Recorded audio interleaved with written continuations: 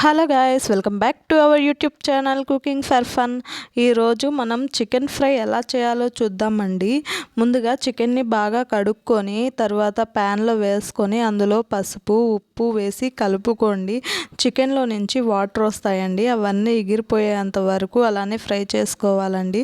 తర్వాత పక్కన బౌల్లో జీలకర్ర, చెక్క, లవంగాలు, మిరియాలు, 1.5 స్పూన్ ధనియాల పొడి వేసుకొని మెత్తగా గ్రైండ్ చేసుకోండి. తర్వాత చికెన్లో ఇలా నీళ్లు ఎగిరిపోయేంత వరకు బాగా కలుపుకొని తర్వాత అందులో 3 స్పూన్ల ఆయిల్ వేసుకోండి.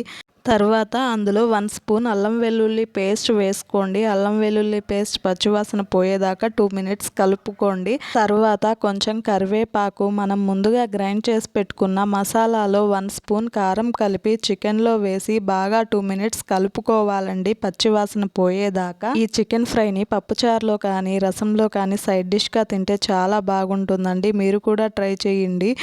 నా వీడియో మీకు నచ్చినట్లయితే లైక్ చేసి షేర్ చేసి సబ్స్క్రైబ్ చేయండి. మెయిన్గా బెల్ మర్చిపోవద్దు. Thank you for watching.